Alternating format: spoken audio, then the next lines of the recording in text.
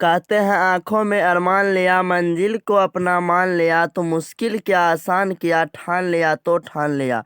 नमस्कार, मैं अजय यादव आप सभी का स्वागत करता हूं आपके अपने YouTube चैनल ले भाई ऑनलाइन एकेडमी पर। कैसे हैं आप लोग? आई होप कि आप लोग अच्छे होंगे और आपकी पढ़ाई भी अच्छे से चल रही होगी। आज के इस वीडियो में हम क्लास 12th के पॉलिटिकल साइंस के मॉडल सेट 3 को करेंगे, जो आपके लिए बहुत ही महत्वपूर्ण है।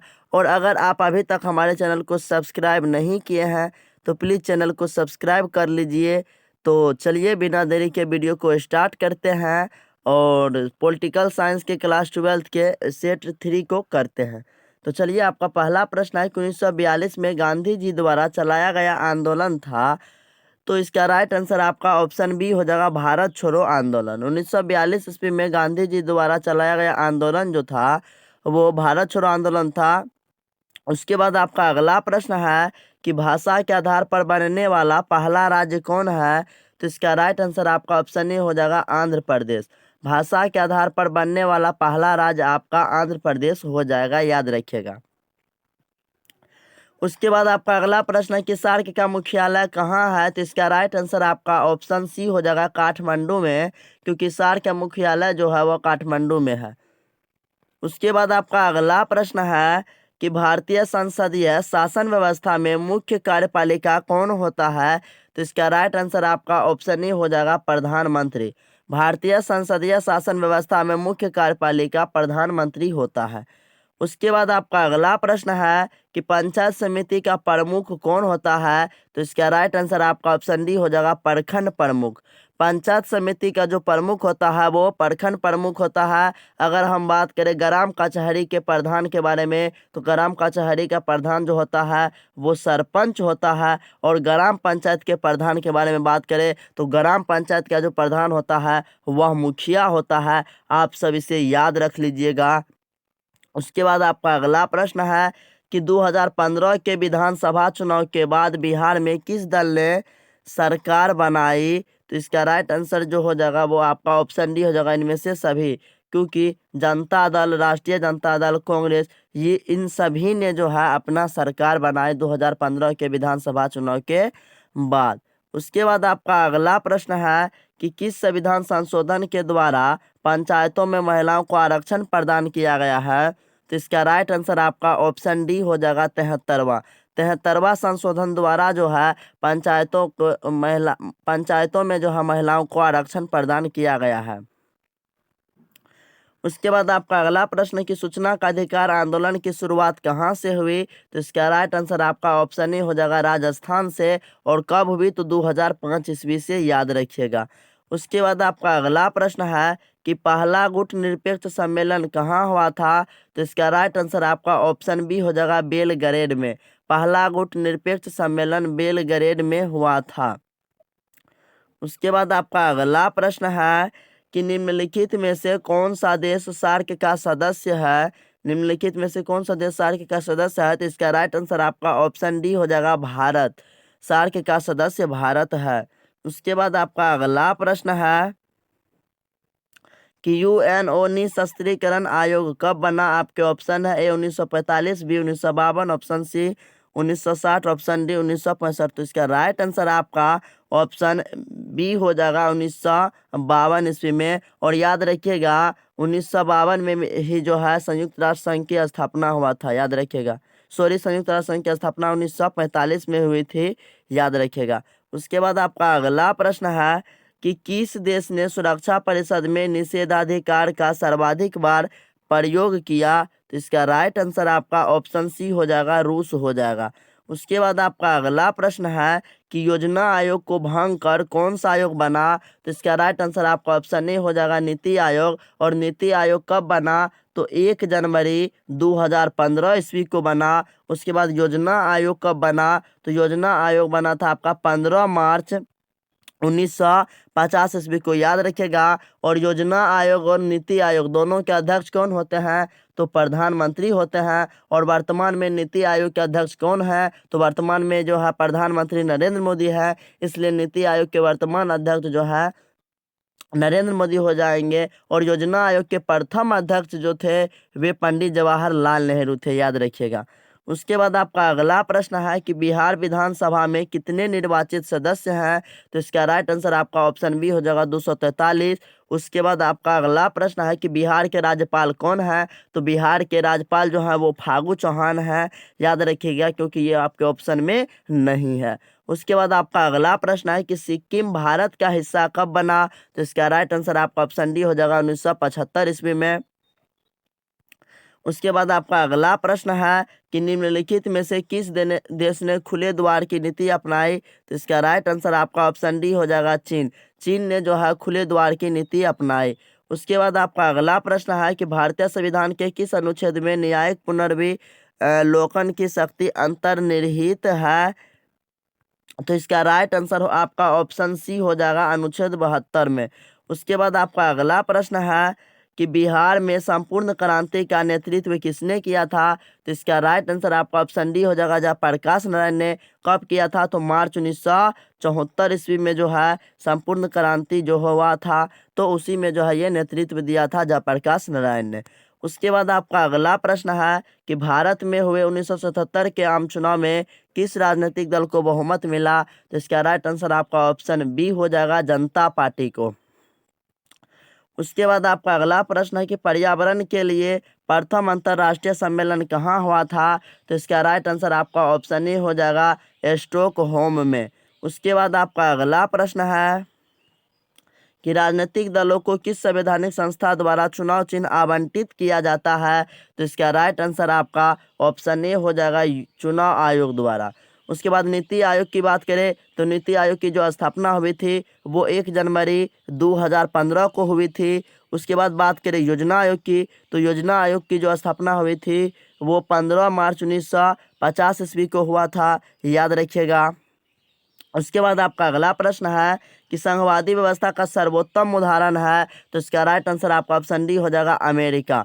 उसके बाद आपका अगला प्रश्न है कि भारत में कार्यपालिका का संवैधानिक प्रमुख कौन है? तो इसका राइट आंसर आपका ऑप्शन ए हो जाएगा राष्ट्रपति। उसके बाद आपका अगला प्रश्न है कि भारतीय संसद में महिलाओं को कितने प्रतिशत आरक्षण देने की मांग की गई है? तो इसका राइट आंसर आपका ऑप्शन सी हो जाएगा 33%। उसके बाद आपका अगला प्रश्न है कि 11 सितंबर 2001 को निम्नलिखित में से कौन सी घटना घटी? तो इसका राइट आंसर जो हो जाएगा ऑप्शन डी हो जाएगा इनमें से कोई नहीं, क्योंकि भारतीय संसद पर आतंकवादी हमला ये नहीं हुआ। ऑप्शन बी होटल ताज पर आतंकवादी हमला ये भी नहीं हुआ। ऑप्शन सी विश्व व्यापार केंद्र पर आतंकवादी हमला ये भी नहीं हुआ, इसलिए इसका राइट आंसर आपका ऑप्शन डी हो जाएगा इनमें से कोई नहीं। उसके बाद आपका अगला प्रश्न है कि निम्नलिखित में से कौन एक गुट निरपेक्ष आंदोलन के जनक नहीं थे? तो option A Sukarno, option B Marshal Tito, option D Pandit Nehru, ये तीनों जो थे और अराफत जो थे नहीं थे, इसलिए इसका राइट आंसर आपका ऑप्शन बी हो जाएगा। उसके बाद आपका अगला प्रश्न है कि मैकमोहन रेखा क्या है? तो इसका राइट आंसर आपका ऑप्शन सी हो जाएगा भारत एवं चीन के बीच की रेखा को जो है सीमा रेखा को हम लोग मैकमोहन रेखा कहते हैं। उसके बाद आपका अगला प्रश्न है कि किसने द्विराष्ट्रीय सिद्धांत का प्रतिपादन किया? तो इसका राइट आंसर आपका ऑप्शन सी हो जाएगा जिन्ना ने। उसके बाद आपका अगला प्रश्न है कि क्यूबा संकट किस वर्ष भारत आया? तो इसका राइट आंसर आपका ऑप्शन सी हो जाएगा 1962 में जो है क्यूबा संकट भारत आया। उसके बाद आपका अगला प्रश्न सामाजिक न्याय के साथ विकास किस पंचवर्षीय योजना का मुख्य उद्देश्य था?